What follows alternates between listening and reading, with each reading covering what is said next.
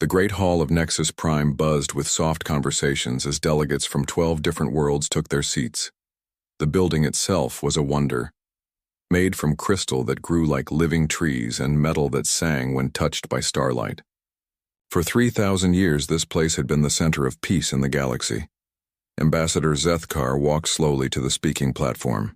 His 6 legs clicked against the smooth floor as his insect-like body moved with careful grace. The other delegates watched him with curious eyes. The Vexani people were known for being careful and thoughtful, not for making dramatic announcements. Zethkar's translator box crackled to life as he began to speak. "Honored friends of the Council," he said, his real voice making clicking sounds that the machine turned into words everyone could understand. "My people have found something on the dead world of Kepler 442b, something that changes what we know about the galaxy." The hall grew quiet. Kepler 442b was a world that had been dead for millions of years. Nothing lived there now except the scientists who dug through its ruins, looking for clues about the past. "We found more pieces of the human codex," Zethkar announced. A wave of soft sounds moved through the hall, some delegates laughing, others making worried noises. Everyone knew about humans, but most thought they were just stories. Tales told to children about a race of beings so violent they destroyed themselves before they could travel between stars. Oranel, the representative from the Luminary people, made a sound like wind chimes, laughing. Her body was made of pure light, shifting between colors as she spoke. "Dear Zethkar," she said, her voice like music, "surely you know these human stories are just myths. No real people could be as violent as the tales say." But Zethkar was not finished. He pressed a control, and a holographic image appeared above the platform. It showed broken stone tablets covered with strange writing. "These are not myths," he said firmly. "These are historical records, and they tell us things that should worry us all." Dr. Korthalin rose from his seat. The old reptilian scientist was respected throughout the galaxy for his work studying ancient civilizations. His scales were gray with age, and his eyes held the wisdom of someone who had spent lifetimes digging through the past. "I have studied these fragments for 2 years, Korthalin said, his voice deep and serious. "The technology described in them is beyond anything we have ever seen. Ships that could travel faster than our best quantum drives. Weapons that could break apart moons. Most frightening of all, they describe a people who loved war instead of fearing it." The delegates began to talk among themselves. The Thakuri representative, Admiral Vosek, stood up. He was tall and muscular, covered in thick armor that showed his rank as a warrior. His people were the strongest fighters in the galaxy, and he did not like the idea that someone might be stronger. "Even if these humans were real," Vosek said with a growl, "they are gone now, dead for millions of years. Why should we care about ancient history?" Korthalin touched another control and the image changed. Now it showed a map of stars, with lines drawn between them showing travel routes. The delegates fell silent as they realized what they were seeing. "This star chart shows human expansion routes," Korthalin explained. "They stretch far beyond any territory that Council species have ever reached. Look at these coordinates." The map zoomed in on certain areas. These were regions of space that appeared in the oldest Council databases, marked with simple warnings. "Quarantine zone, do not enter." No one remembered why these areas were forbidden. The warnings were so old that they had become tradition, rather than active policy. "The human territories extended into every one of these quarantine zones," Korthalin continued, "and according to these records, they were still expanding when their civilization ended. Councillor Maxar of the Ethereals floated forward. The Ethereals were beings of pure energy, ancient and wise. When they spoke, others listened. "Dr. Korthalin," Maxara said, her voice echoing strangely, "you speak of humans as if they were a great civilization, but all evidence says they destroyed themselves through violence. How could such a people build an empire?" Korthalin's expression grew troubled. "That is what worries me, Counselor. According to these records, the humans did not destroy themselves, they simply left. The word hung in the air like a threat. Left? Where could an entire civilization go? Sethkar stepped forward again. There is more, he said. We found records of something called the Great Preparation. The humans were building something. Massive shipyards. Weapons beyond our understanding. And then, all at once, they disappeared from this galaxy. Disappeared to where? Asked Captain Rixall of the aquatic depth dwellers. Her gills fluttered nervously as she spoke.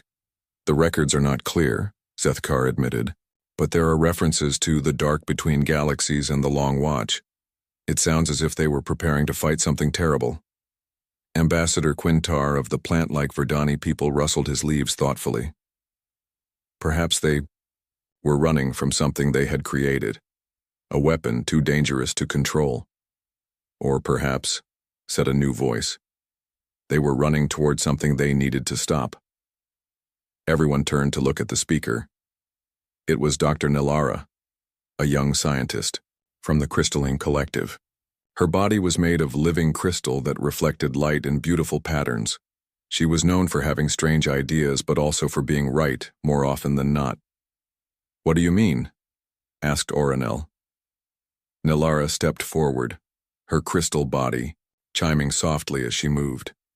I have been studying the energy signatures we find in those quarantine zones. They are not natural. Something artificial passed through those areas long ago, something that left traces in space itself. She activated her own holographic display. It showed the quarantine zones again, but this time with energy patterns overlaid on them. The patterns formed a clear picture. Something massive had moved through that region of space, heading in a specific direction. The energy trails all point the same way, Nilara explained. Toward the edge of our galaxy, in the direction of the Andromeda cluster. And there is something else. The trails are old, but not as old as the human records. Whatever made them pass through here after the humans left. The hall erupted in nervous chatter. The implications were clear and frightening. The humans had not been running from something they created. They had been chasing something that threatened the entire galaxy. Counselor Mayaxara's energy form flickered with distress. Are you suggesting that the humans left our galaxy to fight some external threat? I am suggesting that we may not be alone in the universe, Nilara replied, and that the humans knew it. Admiral Vosek slammed his fist on his seat. This is all speculation. Ancient stories and mysterious energy readings. Even if humans were real, they are gone now. We have built our own civilization, our own defenses. We do not need mythical warriors to protect us. But even as he spoke, alerts began to sound throughout the hall. The soft chiming of the building's systems was joined by the urgent tones of emergency broadcasts. Delegates looked at their personal communicators with growing alarm. The great doors of the hall opened, and a junior aide rushed in. She was Luminar, her light body flickering with excitement and fear. She ran directly to Counselor Mayaxara and whispered urgently in her ear. Mayaxara's energy form suddenly blazed brighter. She turned to address the assembly, her voice carrying new urgency. Delegates, I have just received word from our long-range sensor network. Ships have been detected at the edge of our solar system. Unknown ships, using technology we do not recognize. The hall fell completely silent. In 3,000 years of peace, no unknown ships had ever approached Council space. How many ships? Asked Admiral Vosek, his warrior instincts taking over. 3, Mayaxara replied, but they are larger than anything in our databases. Sethkar's mandibles clicked nervously. What kind of technology are they using? Quantum drives? Fold space engines? The aide whispered something else to Mayaxara. The ethereal's energy form flickered with what looked like confusion. They did not arrive, Mayaxara said slowly. They simply appeared. Our sensors show no energy signatures consistent with any known form of faster-than-light travel. One moment the space was empty, and the next moment they were there. Dr. Nilara's crystal body began to pulse with excitement. Show us the sensor readings, she demanded. A new holographic display appeared, showing the outer edges of their solar system. 3 massive shapes hung in space near the orbit of the system's farthest planet. Even at this distance, it was clear that they were artificial, and they were huge. These ships are each over 3 kilometers long, the aide reported. Their mass readings are off our scales, and they are broadcasting something. What kind of transmission? Asked Captain Rixall. They are speaking Council standard, Maxara replied, her voice filled with disbelief. Perfect Council standard, and they are asking if we need assistance.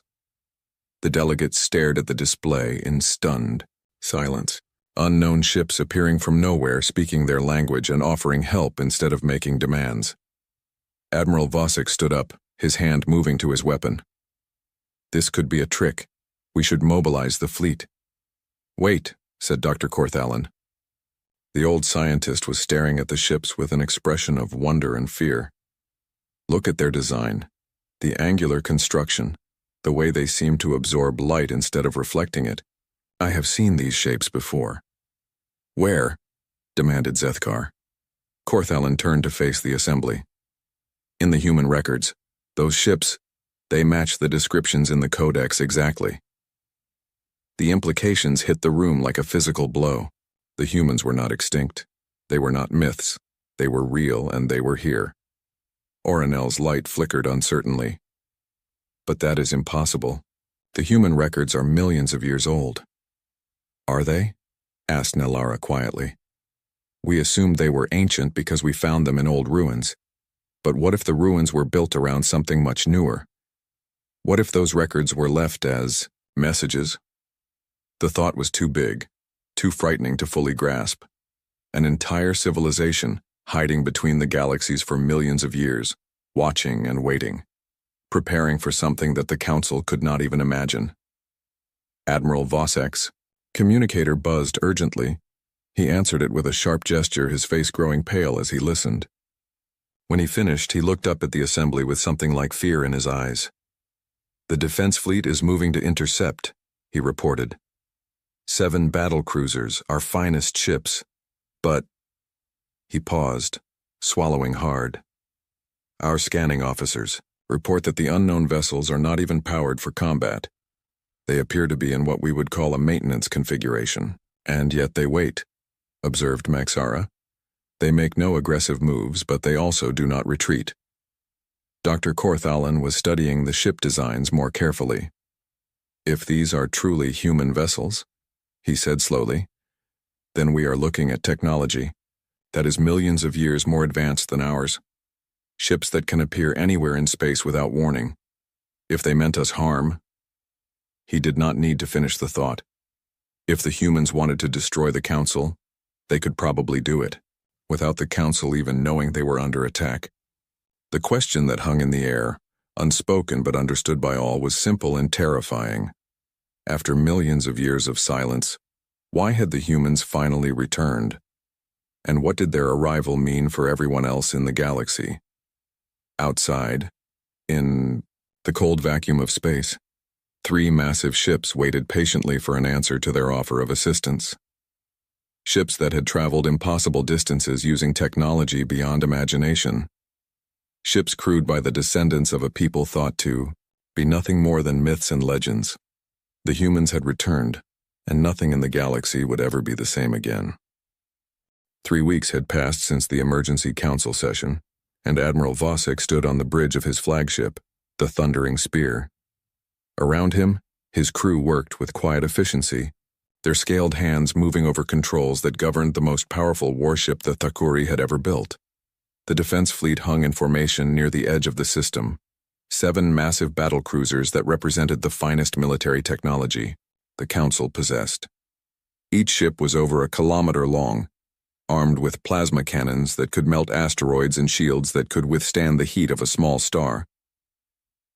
Vosek felt confident. His people were warriors, bred for battle across 1,000 generations.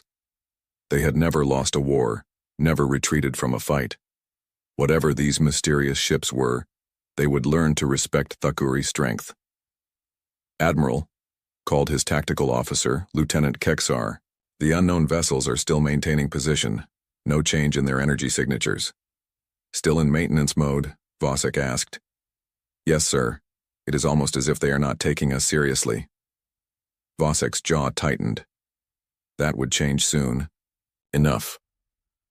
He had given the aliens 3 weeks to explain themselves, 3 weeks to either leave or submit to council authority. They had done neither. All ships advance to attack formation, he commanded. Weapons charged but not locked. Let us see how they respond to a show of force. The 7 ships moved forward in perfect unity, their hulls gleaming in the light of the system's star. They were a sight to inspire fear in any enemy, a wall of armored death moving with deadly purpose. But the alien ships did not react. They simply floated in space like sleeping giants, their dark hulls seeming to drink in the starlight around them. "Sir," reported the communications officer, "we are receiving a transmission from the lead alien vessel." "Put it through," Vosek ordered.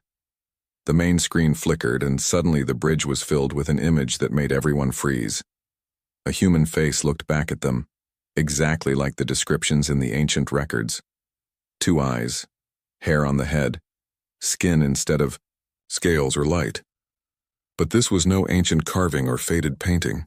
This was a living being, looking at them with calm, intelligent eyes. "This is Captain Sarah Chen of the UES Indomitable," the human said in perfect council standard. Her voice was steady and professional. "We detected quantum distress signals from this sector and came to investigate. Please state the nature of your emergency." Vosek stared at the screen in shock. "Emergency? What emergency?" The only emergency was the appearance of these massive ships at the edge of their space. He found his voice after a moment. "I am Admiral Vosek of the Thakuri Defense Force. You are in council space without permission. Identify yourselves and state your intentions, or we will consider you hostile." Captain Chen's expression did not change, but something flickered in her eyes that might have been amusement. "Admiral, we have been monitoring this region for some time. Our sensors detected energy patterns consistent with archaeological survey equipment operating at dangerous levels. We assumed someone was in distress." "Dangerous levels?" Lieutenant Keksar whispered. "Our survey equipment operates within normal parameters." Captain Chen seemed to hear him despite the distance. "Your equipment is producing quantum resonance at levels that could destabilize local spacetime if not properly contained. We thought you might need assistance with emergency evacuation procedures." Vosek felt a chill run down his spine. Their most sensitive instruments could barely detect the energy signatures from their archaeological work, even at close range. How had these humans detected them from outside the system? "Admiral," Chen continued, "I should inform you that what you see here is just our diplomatic escort. We always send a small advance team when responding to potential emergencies. Our main fleet is currently conducting training exercises about 400 light-years from here." The words hit Vosek like a physical blow. Small advance team? He was looking at 3 ships, each one larger than his entire battle group combined. If this was just an escort, what did their main fleet look like? "Tactical," he said quietly. "Full sensor sweep of those vessels. I want to know everything about them." Lieutenant Keksar's claws clicked rapidly over his console. After a few moments, he looked up with an expression of disbelief. "Sir, the energy readings are impossible. Each of those ships is generating more power than our entire fleet combined. Their hulls are made of materials not in our databases, and sir—" "What?" "I am detecting weapon ports along their hulls, thousands of them. Each one appears to be larger than our main guns." Vosek's confidence began to crumble. He was a warrior, but he was not stupid. The tactical situation was becoming clear, and it was not in his favor. "Captain Chen," he said, trying to keep his voice steady, "you say you are here to help, but your ships are clearly military vessels. What kind of help requires such firepower?" For the first time, Captain Chen's expression grew serious. "Admiral, the universe is a dangerous place. My people learned long ago that sometimes the best way to keep peace is to be prepared for war. We hope we will never need to use our weapons, but we carry them in case we meet something that leaves us no choice." "Something like what?" Chen was quiet for a moment, as if deciding how much to reveal. "There are threats in the dark between galaxies, Admiral. Things that most civilizations never encounter because they never travel far enough from home. But Sometimes those threats come looking for new territory to claim. Before Vosek could ask what she meant, his communications officer interrupted. Sir, we are receiving messages from across the sector. Human ships have appeared in 17 different systems. 17 systems? Vosek's mind reeled. How many ships did these humans have? All claiming to be routine patrols, the officer continued. They say they detected concerning energy patterns and came to investigate. Captain Chen nodded as if this was perfectly normal. Standard protocol when entering a new region. We like to get a complete picture of local conditions before making contact with planetary governments. How many ships? Vosek asked, though he was not sure he wanted to know the answer. In your local sector? About 50 vessels on patrol duty. Nothing too serious. We keep our main forces in reserve unless there is a real threat. 50 ships. Each one the size of a space station with firepower beyond imagination. And this was just a routine patrol. Admiral, came another voice from his communications console. Priority message from Nexus Prime. The Council is requesting immediate contact with the human commander. Vosek looked at the screen where Captain Chen waited patiently. This was no longer a military situation he could handle with force. This was first contact with a civilization so advanced that his entire fleet might as well be armed shuttles. Captain Chen, he said slowly, the Galactic Council would like to speak with you. Of course, Chen replied. We would be honored to meet with your leaders. Should we proceed to your capital system? The thought of 3 ships this size appearing above Nexus Prime made Vosek's stomach turn. Perhaps 1 ship would be sufficient for a diplomatic meeting. Chen smiled, and for a moment she looked almost human in the old stories, friendly and approachable. Certainly, the Indomitable will accompany you. The other ships will remain here and continue monitoring local space for any signs of danger. What kind of danger? Vosek had to ask. Chen's smile faded. The kind that travels in the dark between stars, Admiral. The kind that views civilizations like yours as resources to be consumed. We have been tracking several concerning energy signatures moving in this direction. We hope they are false alarms, but... She did not finish the sentence, but Vosek understood. The humans were not here as conquerors. They were here as protectors, watching for threats that the Council could not even imagine. Admiral, Lieutenant Kexer said quietly. The alien ship, the Indomitable. It is moving. On the screen, one of the massive human vessels began to turn. There was no visible propulsion, no energy flare from engines. It simply rotated in space, as if the laws of physics were merely suggestions. How are they moving without engines? Kexar whispered. Captain Chen heard him again. We use gravitational field manipulation for sublight movement, much more efficient than reaction drives, and it does not stress the ship's structure. Would you like me to transmit some basic technical specifications? Your engineers might find them interesting. Basic technical specifications. As if the secrets of gravity control were something humans shared casually with new acquaintances. That would be appreciated, Vosek managed to say. Excellent. I will have our science officer prepare a basic introduction to applied gravitational dynamics. Nothing too complex, just the fundamental principles. We find that most civilizations can understand the basics once they have a strong foundation in unified field theory. Vosek realized that what humans considered basic was probably centuries beyond anything the Council had achieved. These were not just advanced aliens. These were beings who had transcended the normal limitations of technology and physics. Captain, he said, may I ask how long your people have been traveling between stars? Chen thought for a moment. Our first interstellar ships were launched about 800 years ago. We have been exploring outside our home galaxy for roughly 400 years. Most of that time has been spent cataloging threats and building early warning systems.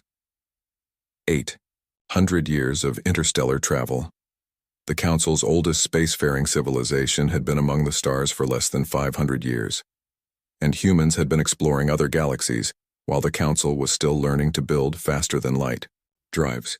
Sir, came a nervous voice from the sensor station. I am reading massive gravitational distortions around the human ship. It appears to be bending space itself. Captain Chen nodded. We will be traveling to your capital system using our standard diplomatic approach. Slow and visible, so your sensors can track us easily. We do not want to alarm anyone by appearing suddenly. Slow and visible. Vosek wondered what their normal travel speed looked like if this was the careful approach. Estimated. Travel time to Nexus Prime? He asked. At diplomatic speed? About 4 hours. 4 hours to cross 12 light years. The fastest Council ships needed 3 days for the same journey. As the human ship began to move, reality seemed to bend around it. Space twisted like water, and stars appeared to shift position as gravitational fields, stronger than those around black holes, wrapped around the vessel. Admiral, Chen said, I should mention that during our journey you might want to secure any loose objects on your ships. Our gravitational wake can be a bit rough for vessels not equipped with inertial dampeners. Inertial dampeners? Technology that prevents acceleration from affecting the crew inside a ship. Surely you have something similar. Vosek looked around his bridge where crew members were already strapping themselves into their seats as the ship began to shake from the gravitational effects of the human vessel. No, he said quietly. We do not.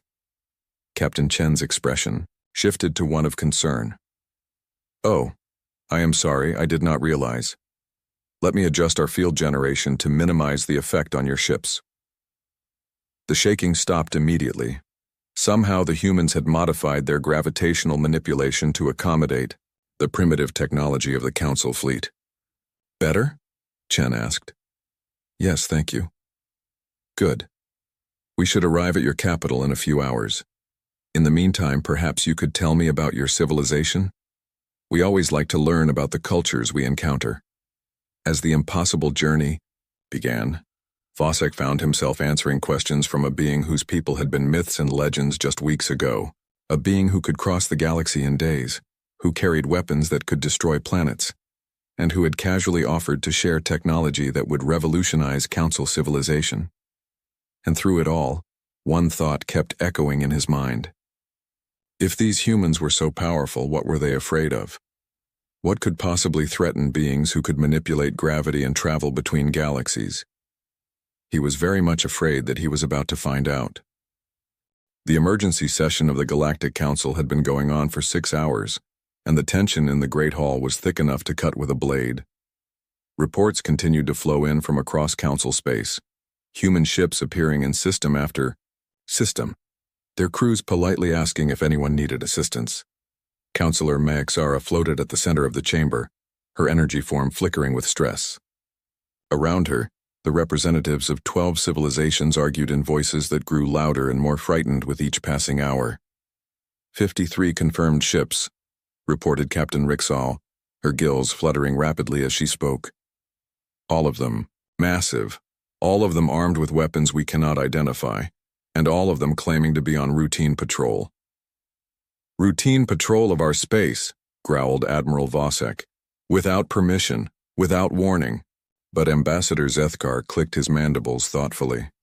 They say they have been monitoring our region for 400 years. Perhaps from their perspective, this is their space. The argument that followed was interrupted by a soft chime. The great doors of the chamber opened, and a figure walked in that made every delegate fall silent. Captain Sarah Chen entered the hall with the calm confidence of someone who had faced much worse than a room full of nervous politicians. She wore a simple blue uniform with silver insignia, and she moved with the fluid grace of someone comfortable with artificial gravity. Behind her walked 2 other humans, a man with dark skin and lieutenant stripes and a woman with short gray hair, and the bearing of a senior officer. Honored Council, Chen said, her voice carrying easily through the vast chamber. Thank you for agreeing to meet with us. I am Captain Sarah Chen of the United Earth Systems Navy. This is Lieutenant Commander Rodriguez, my tactical officer, and Commander Elena Vasquez of the UES Retribution. Councillor Maxara's energy form pulsed with what might have been nervousness. Captain Chen, we welcome you to our capital, though we must admit your arrival has raised many questions. I understand completely, Chen replied. First contact is always complicated. Perhaps I can help by explaining why we are here. She gestured, and a holographic display appeared above her head. It showed a map of local space with energy signatures, marked in red. For the past several months, our long-range sensors have detected unusual quantum fluctuations in this region. The patterns were consistent with archaeological survey equipment operating at dangerous power levels.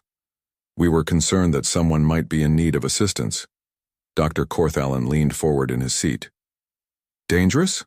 Our equipment operates within normal safety parameters. Commander Vasquez stepped forward. Dr. Corthalin, I presume? We have read your papers on ancient civilizations. Quite fascinating work. She paused, then continued gently. However, your quantum resonance equipment is operating at levels that could cause spatial distortions if not properly contained. We detected the signals from outside your galaxy. The chamber erupted in shocked murmurs. Outside their galaxy? That was impossible. Their most sensitive equipment could barely detect those signals from orbit around the same planet. Commander, said Counselor Maexera carefully, you say you detected our signals from outside the galaxy. How is such sensitivity possible? Standard procedure, Vasquez replied matter-of-factly. We maintain sensor networks throughout the local galactic cluster. When we detect signs of emerging civilizations, we monitor from a distance to ensure they are not threatened by external forces. External forces? Asked Ambassador Quintar, his leaves rustling with anxiety. Captain Chen's expression grew serious. The universe is larger and more dangerous than most civilizations realize, Ambassador. There are threats that travel between galaxies, seeking new resources and territory. We have been tracking several such entities that appear to be moving in this direction. She gestured again, and the display changed. Now it showed a section of space far beyond the Council's borders, where something vast and dark was moving through the void. This is what our deep space monitors detected 18 months ago, Chen explained.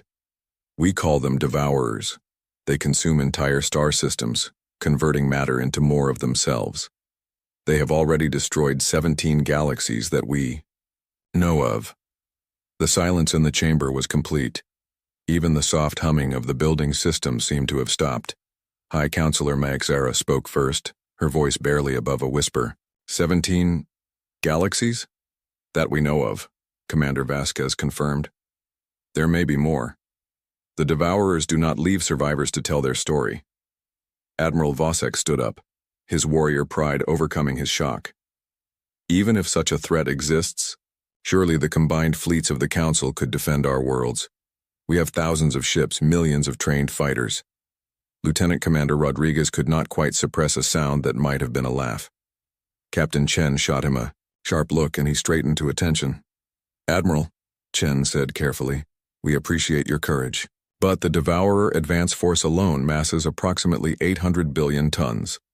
Our scouts report that the main swarm is roughly the size of your largest moon, and it learns from every encounter, adapting to overcome whatever resistance it faces.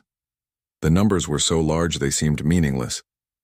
Vosek tried to imagine a threat the size of a moon, made up of billions of individual attackers, all working with hive mind intelligence. Surely you exaggerate, said Oranel, her light form flickering uncertainly. I wish we did, Chen replied. Commander Vasquez, please show them the Kepler 438 incident. The hologram changed again, showing what had once been a star system.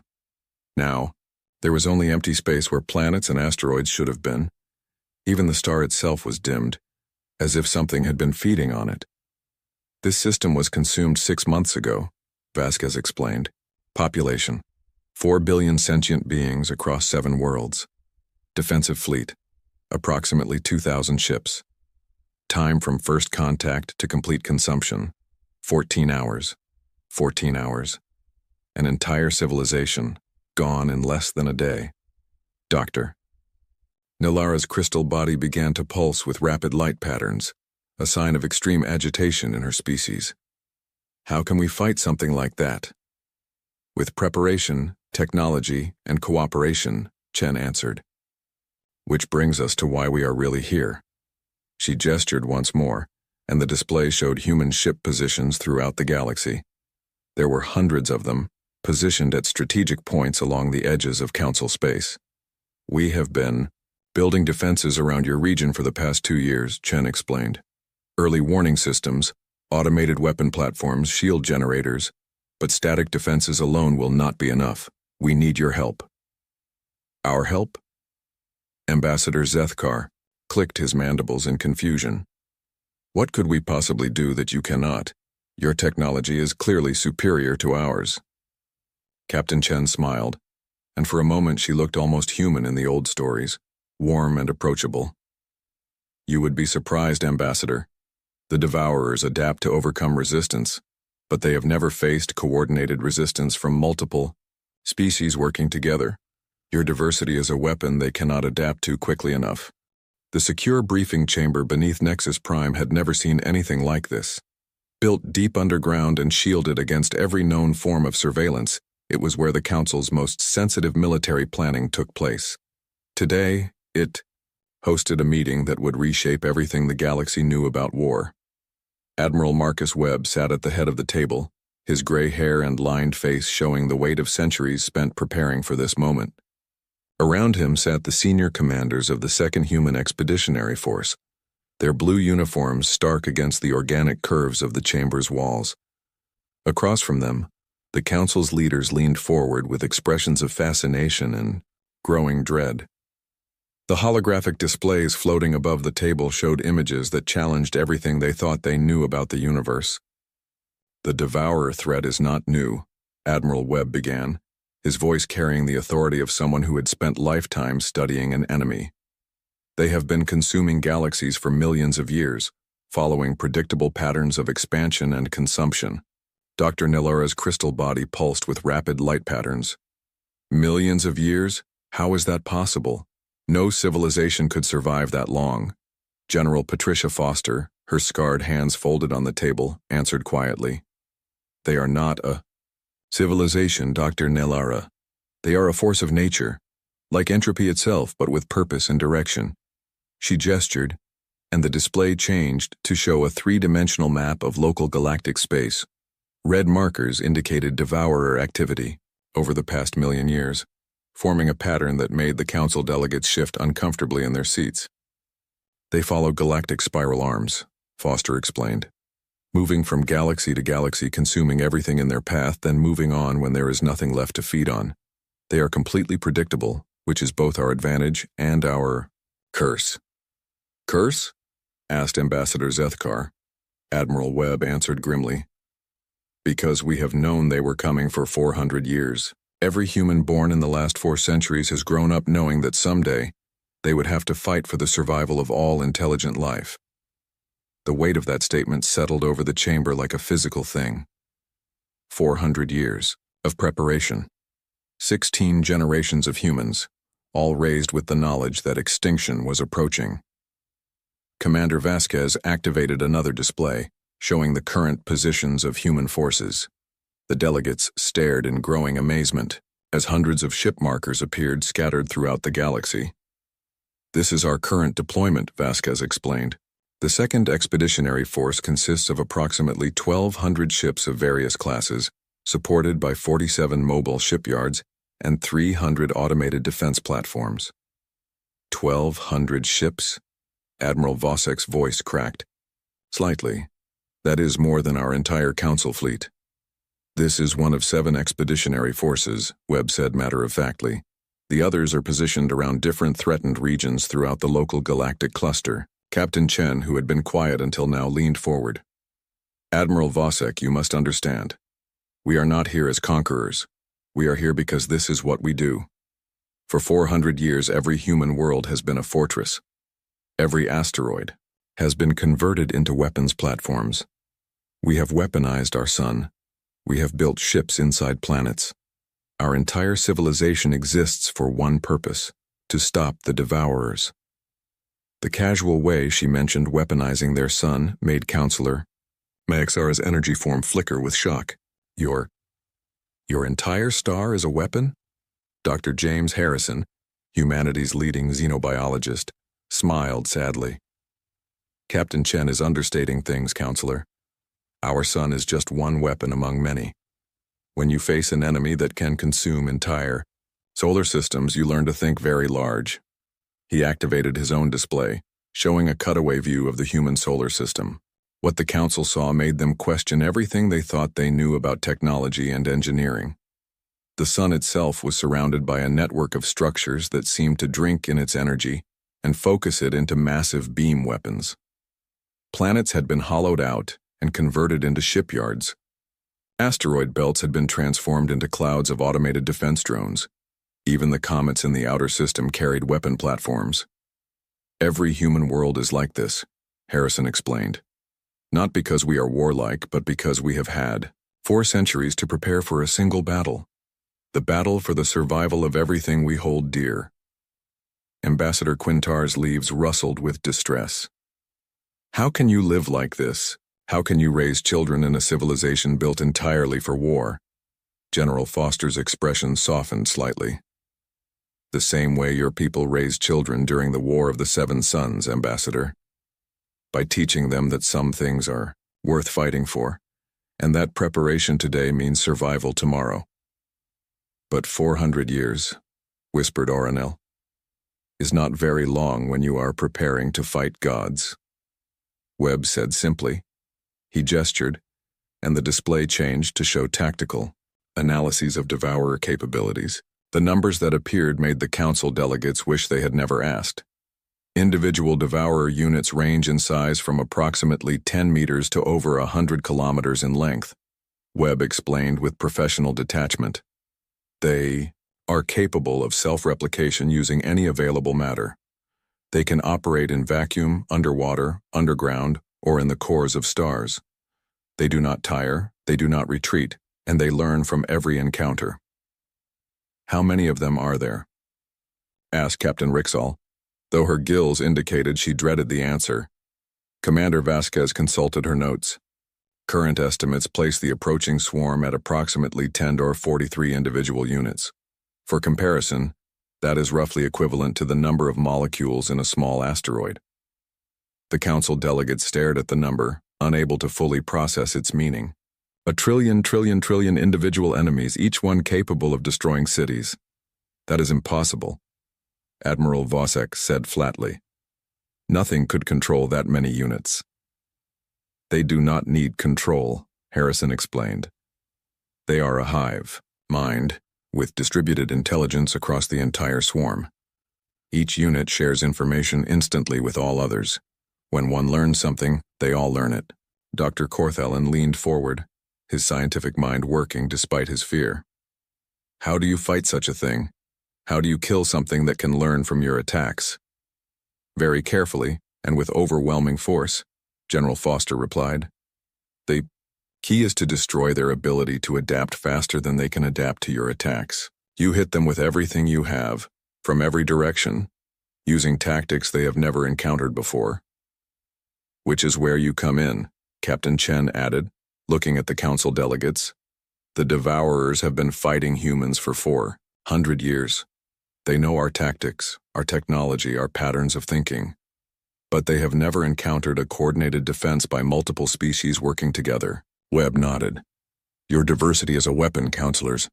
The Vexani hive mind thinks differently than human tactical computers. Ethereal energy manipulation follows different patterns than our gravitational systems. The Kuri warrior instincts operate on principles the Devourers have never encountered. You are saying our weaknesses are strengths? Asked Zethkar. I am saying your differences are advantages, Webb corrected. The Devourers adapt by analyzing and countering patterns of resistance. If we can present them with too many different patterns to analyze quickly, we can overwhelm their adaptation protocols. Commander Vasquez brought up a new display showing the planned defense of the galaxy. It was a maze of overlapping fields of fire, mobile defense platforms, and ships positioned in patterns that seemed almost organic. This is our proposed defensive strategy, she explained. Human ships will form the backbone of the defense, providing heavy firepower and coordination. But each sector will be defended by mixed-species teams using different tactical approaches.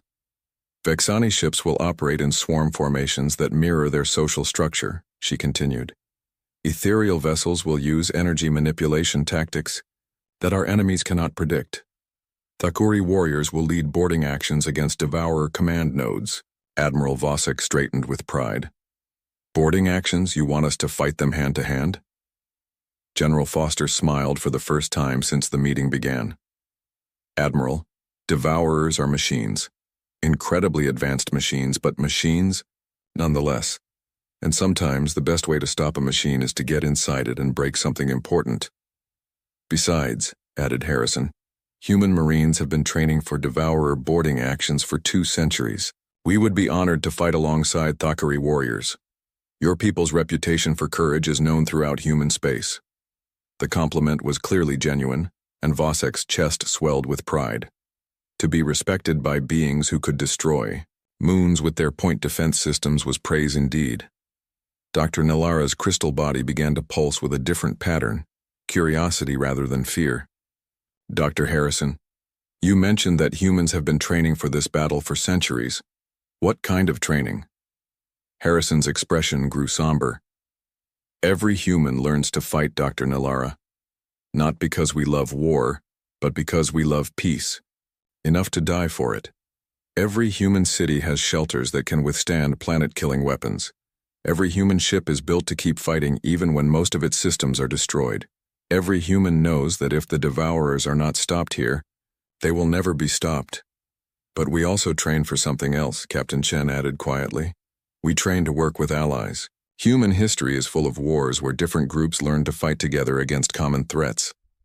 We know how to coordinate with other species, how to adapt our tactics to support your strengths instead of competing with them. Counselor, Mayexar's energy form brightened with what might have been hope. You truly believe we can win? Admiral Webb stood up, his presence commanding attention from every person in the room. Counselor, 18 months from now when the Devourer swarm arrives at the edge of this galaxy, they will find something they have never encountered before. Not just human defenses, but the combined strength of 13 species working as one. They will find weapons that think like Vexani, energy fields that flow like ethereals, warriors who fight like Thakuri, and coordination systems that adapt like humans. They will find a defense that no single species could have built, using tactics that no single mind could have conceived. He looked around the table, meeting the eyes of each delegate. Will it be easy? No. Will we lose ships and people? Yes. But will we win? He smiled grimly. Counselor, the Devourers have been consuming galaxies for millions of years. They have never faced humanity. They have certainly never faced humanity with allies. Besides, General Foster added with a dark chuckle, we have been preparing for this fight for 400 years. We have contingency plans for our contingency plans. We have backup strategies for scenarios that probably will never happen, and we have weapons that we have been saving specifically for this moment. What kind of weapons? Asked Ambassador Quintar. Captain Chen and Admiral Webb exchanged glances. Finally, Chen spoke. The kind that we hope we will never have to use, Ambassador. The kind that make destroying moons look like a gentle suggestion. The implications hung in the air like a promise and a threat. The humans had shown them casual destruction of celestial bodies with point defense weapons. What did their actual superweapons look like? For now, Webb continued, let us focus on preparation. We have 18 months to transform this galaxy into the most heavily defended region of space in the universe. It will require every ship, every world, every person working together toward a single goal. He gestured, and the display changed to show a timeline of preparations. The scope was staggering. Entire planetary industries to be converted, new ships to be built, defensive positions to be constructed throughout the galaxy. Dr. Korthalin, we will need your archaeological expertise to identify any areas where Devourers might have left scouts or observation posts. Ambassador Zethkar, the Vexani industrial capacity will be crucial for building automated defense platforms. Admiral Vosek, we need Thakuri warriors to train our boarding teams. As the assignments continued, each delegate began to understand their role in the vast machine of preparation. They were no longer just representatives of their individual species. They were partners in the greatest military undertaking in galactic history. "One more thing," Admiral Webb said as the meeting began to wind down. "From this moment forward, everything we discuss is classified at the highest levels. The Devourers have scouts throughout this region. If they learn too much about our preparations, they will adapt their tactics before they arrive." "How will we explain the massive military buildup to our populations?" asked Maxara. Captain Chen smiled sadly. "Tell them the truth, Counselor. Tell them that help has arrived, and that together we are going to save the galaxy." As the delegates filed out of the chamber, each returning to their ships to begin the greatest mobilization in galactic history, one thought echoed in every mind. 400 years ago, humanity had looked into the darkness between galaxies and seen their own extinction approaching. Instead of despair, they had chosen preparation. Instead of fear, they had chosen hope. And now, that hope extended to every world, every species, every living thing in the galaxy. The humans had turned themselves into legends through centuries of sacrifice and preparation. Now they offered to share that legend with everyone who was willing to fight for it. The War Council was over. The real work was about to begin. 6 months had passed since the Great Alliance was forged, and the galaxy had been transformed beyond recognition. Where once there had been peaceful trade routes, now massive weapon platforms floated in the void. Where mining asteroids had drifted lazily around stars, now automated defense grids hummed with deadly energy. Fleet Admiral Sarah Chen stood on the bridge of the UES Defiance, humanity's newest and most powerful warship. Around her, the combined defense forces of 13 species worked together with an efficiency that would have seemed impossible just months before. The Defiance itself was a testament to what could be accomplished when different civilizations pooled their knowledge. Its hull was grown from Zephyrian biometal that could repair itself in battle. Its weapons were powered by ethereal energy cores that converted pure thought into devastating force. Its navigation systems used Vexani, hive mind processing, to calculate tactical solutions faster than any individual computer could manage. "Admiral," called Lieutenant Rodriguez from his tactical station, "we are receiving confirmation from Sector 7. The crystalline array is online and functioning within normal parameters." Chen nodded with satisfaction. The crystalline array was one of their most ambitious projects, a network of Shardai vessels that could harmonize their natural resonance frequencies to create weapons that existed in 11 dimensions. The mathematics alone had taken 3 months to work out. "Any word from the Thakuri boarding teams?" she asked. Commander Vasquez looked up from her coordination console. "Admiral Vosek reports that the joint training exercises are exceeding expectations. His warriors have adapted to human tactical doctrine faster than we hoped. They are particularly excited about the new assault shuttles." Chen smiled at that. The Thakuri had taken one look at humanity's heavily armored boarding craft and declared them barely adequate for real warriors. The compromise design they had developed together was something that looked like it could punch through a planet's crust and still have room for a full company of fighters. "Admiral," came a new voice from the communication station. "We are receiving a priority transmission from Deep Space Monitor Station Alpha 7. Chen's expression grew serious.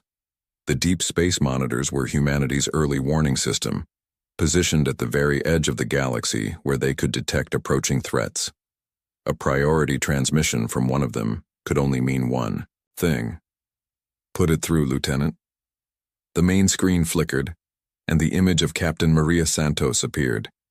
Her face was grim but determined, and behind her, Chen could see the cramped bridge of a deep space monitoring vessel. "Admiral," Santos said without preamble, "we have contact. The Devourer advance scouts have reached the galactic perimeter. 3 vessels, approximately 10 kilometers in length each, moving on a direct course for the core systems." The bridge fell silent.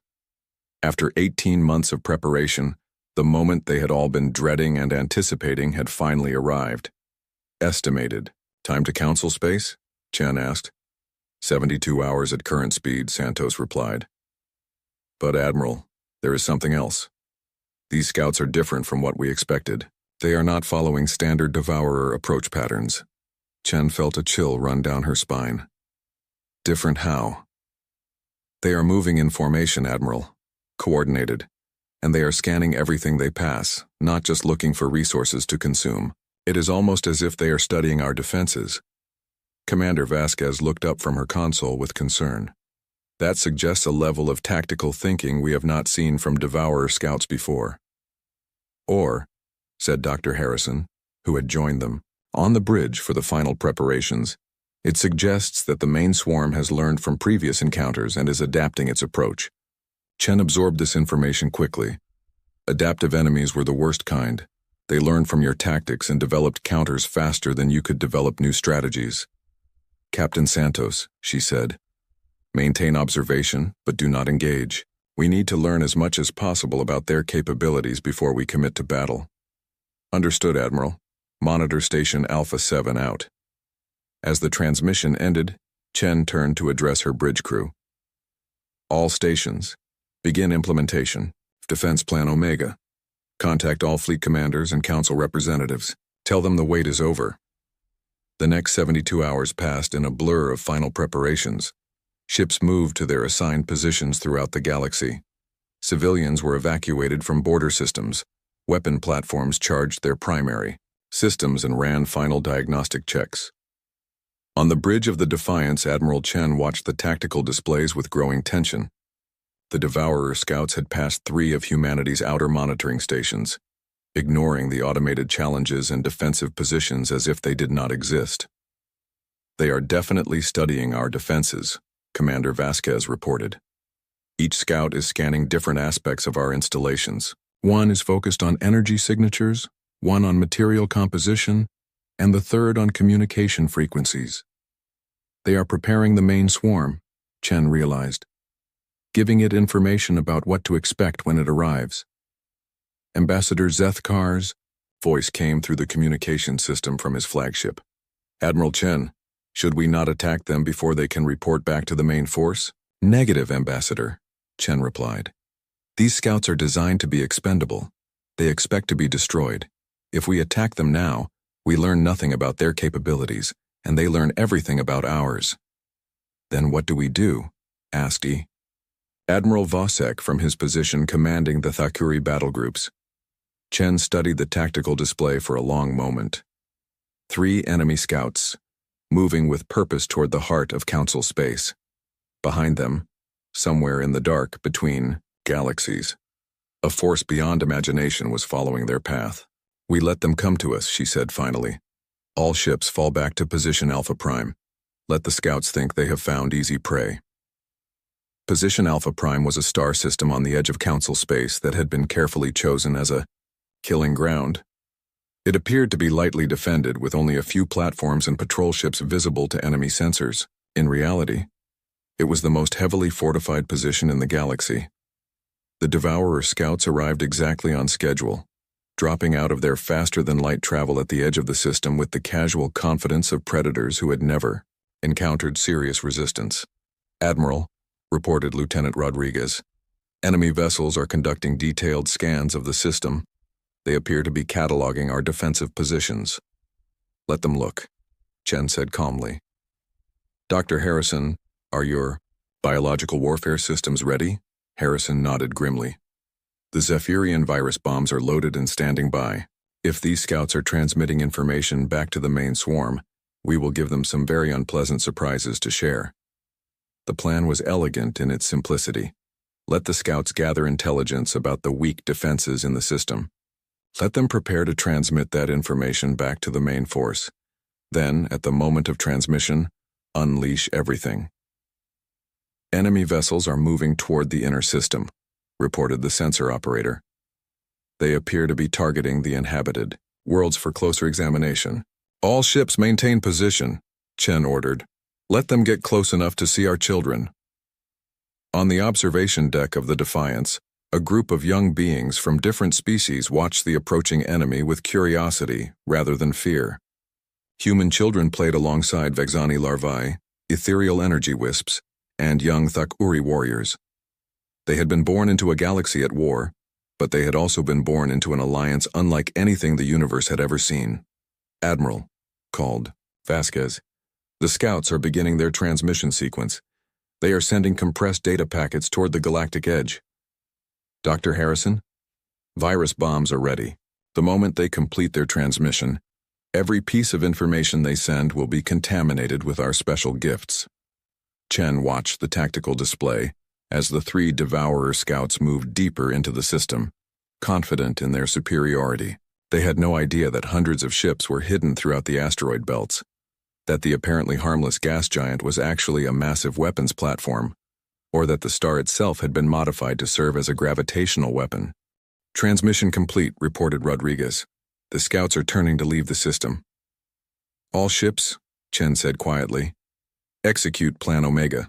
Show them what legends look like. The star exploded. Not literally. The fusion reaction continued. Normally. But the carefully placed gravitational manipulators that humanity had been building for 6 months suddenly activated, focusing the star's energy output into a beam of coherent force that lanced across the system in milliseconds. The first Devourer scout simply ceased to exist. One moment it was there, the next it was a cloud of component atoms scattered across several light minutes of space. The second scout had a brief moment to register the attack before the hidden fleet opened fire. Hundreds of ships dropped their stealth fields and unleashed weapons that represented the combined technological knowledge of 13 civilizations. Energy beams that thought like living creatures, projectiles that existed in multiple dimensions, and gravitational distortions that could fold space itself into knots. The third scout lasted long enough to attempt an escape, but the crystalline array activated with a sound like the universe singing.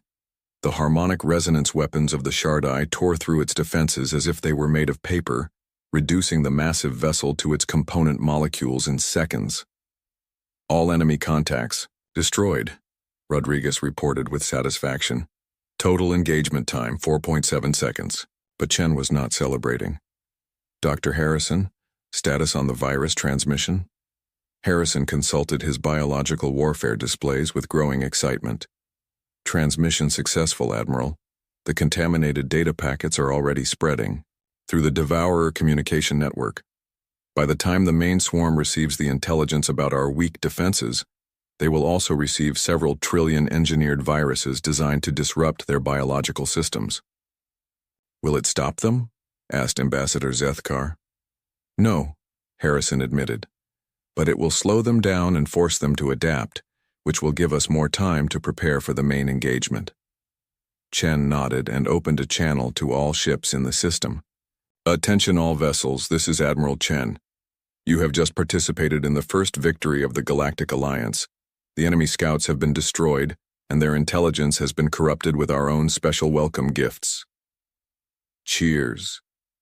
Echoed across the communication channels as crew members from a dozen different species celebrated together. But Chen was not finished. However, she continued, this was just the beginning. The real test comes when the main swarm arrives. They will be expecting easy prey based on the false information we just sent them. Instead, they will find something that no Devourer force has ever encountered, a galaxy full of species that have learned to fight as one. She paused, looking around the bridge at the faces of her crew, human and alien all working together toward a common goal. The Devourers have been consuming galaxies for millions of years. They think they know everything about warfare, everything about resistance, everything about what different species can accomplish. They are about to learn that they are wrong. For 400 years, humanity has been preparing for this fight. We turned ourselves into legends through sacrifice and determination. But today we discovered something even more powerful than human legend. Today we discovered what happens when legends learn to work together. 3 months later, when the main Devourer swarm finally arrived at the edge of the galaxy, they found something unprecedented waiting for them. Not just human defenses, but a coordinated resistance by 13 species that had learned to fight as a single organism. The battle that followed lasted for weeks and reshaped dozens of star systems. When it was over, the Devourer swarm was gone, scattered into component atoms by weapons that thought like Vexani, flowed like ethereals, fought like Thakuri, and coordinated like humans. In the quiet aftermath, as the Alliance fleet regrouped and began the long process of rebuilding, Admiral Chen stood on the observation deck of the Defiance and watched children from 13 different worlds playing together in the hydroponics gardens.